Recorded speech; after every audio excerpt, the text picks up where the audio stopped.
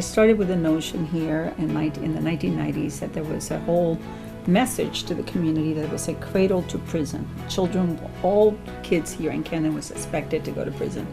And I became seriously concerned with the fact that, so many kids were dropping out.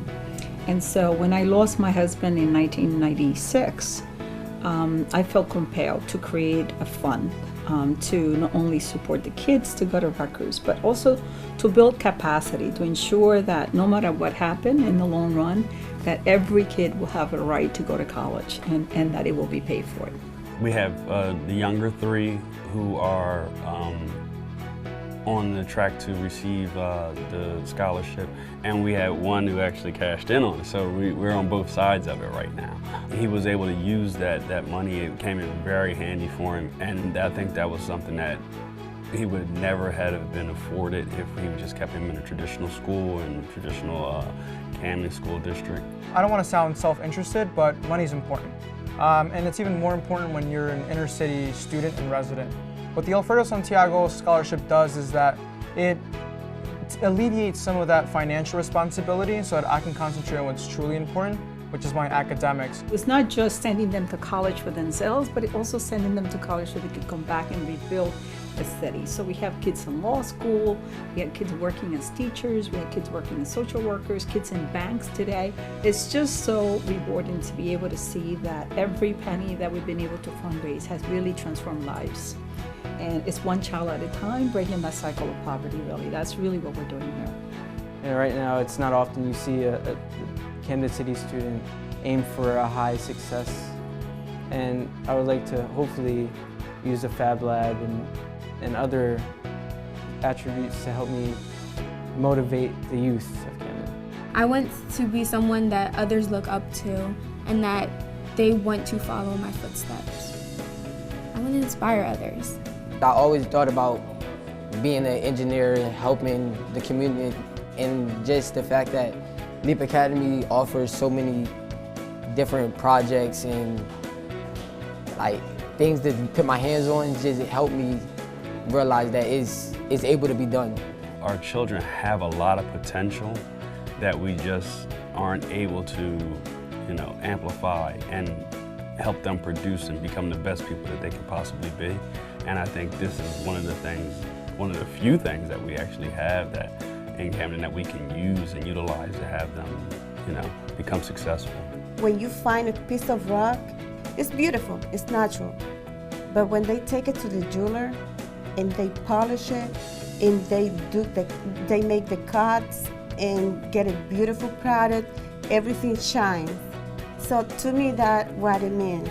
At Leap Academy, I think kids can do anything they want if they work harder and harder to get to the goal. The children are being exposed to all kinds of educational concepts. They're being exposed to computers, they're being exposed to STEM. Their lives are being changed by education. I know what it's like for that light to go off in the mind of a kid, and it is clear that these light bulbs are flashing all over Leap Academy. My wife Tammy and I support the Alfredo Santiago Scholarship because we believe in what Leap Academy does and all the things that scholarship stands for, an extraordinary academic and community achievement. We salute our friend Dr. Gloria Santiago, her whole team, and all of the wonderful students, present, past, and future of the Leap Academy. Whether it be our sponsors or donors, Dr. Santiago, administration, the board of trustees, our families and our supporters, they all work tirelessly to ensure that, the children's opportunities and the children's dreams are being fulfilled here. And that's what makes this part of Cooper Street truthfully remarkable. The area of Cooper Street has definitely changed. It's really encouraging, and it's good to see that LEAP is being a part of the community and helping the community, building it up.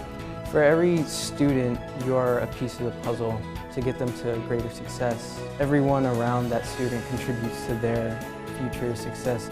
So they're all a big factor in what that student needs to do in order to pursue his dreams and his aspirations.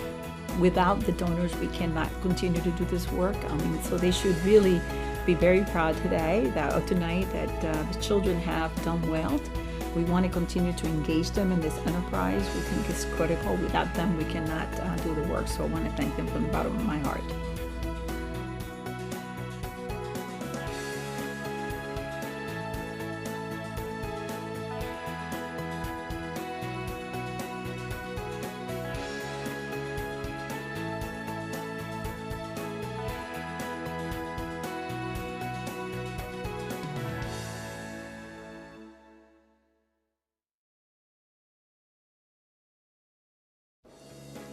Tonight, we honor Sharice R. Lilly in recognition of her lifelong trajectory and contributions as a business and public leader in the Philadelphia and South Jersey region, and for her significant contributions to community development and to quality education for vulnerable children.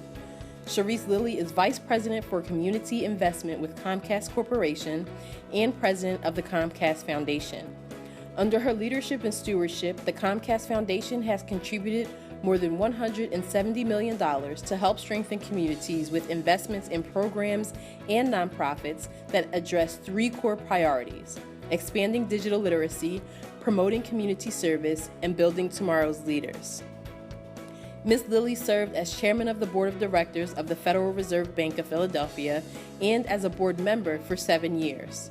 She is currently a member of the board of directors of the Penn Mutual Life Insurance Company and PICO, an Exelon company, and on the board of trustees of Howard University, NBC Universal Foundation, and the Franklin Institute.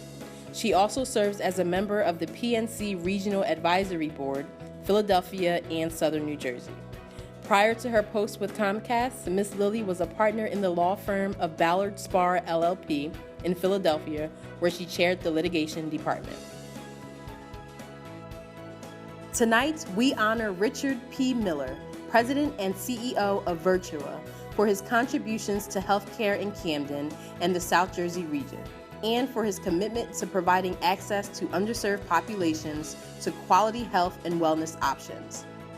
Miller has led Virtua in innovative directions by creating a values-based culture defined by the STAR Initiative, adopting Six Sigma, and transforming a group of community-based hospitals into technologically advanced regional medical centers. In addition to an enterprise alliance with GE Healthcare, Virtua has formed clinical alliances with nationally renowned organizations such as Penn Medicine and the Children's Hospital of Philadelphia. Miller has been recognized nationally with appointments to the Leadership Advisory Council of the Joint Commission Center for Transforming Healthcare and to the Governing Council of Healthcare Executives for the American Hospital Association.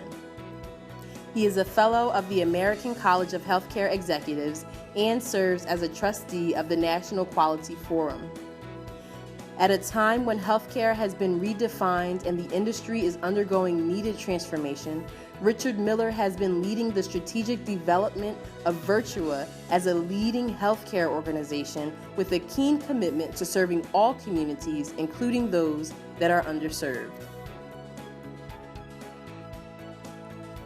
Tonight, we honor Joan N. Stern for her contributions to fostering economic development initiatives in the Philadelphia and South Jersey region that have had transformative impacts for vulnerable communities, and for her charitable and pro bono contributions to civic organizations in the region. Joan Stern has established herself as one of the country's top public finance attorneys. She concentrates her practice in the areas of general government and education, transportation and utilities, tax and revenue anticipation financing, healthcare and housing finance, refinancing and working capital finance, project finance, and derivatives transactions. Her record as an attorney has earned her the respect of colleagues, and she is known as the Dean of the city's bond lawyers. She currently serves as partner in the public finance practice of Eckert, Seaman, Sharon, and Mellett, LLC. Her contributions to the city are many. She is the principal drafter of the statute creating Philadelphia's Financial Oversight Authority and represented the city in connection with that legislation and the bond issues of that authority. She also served as lead bond counsel to the School District of Philadelphia.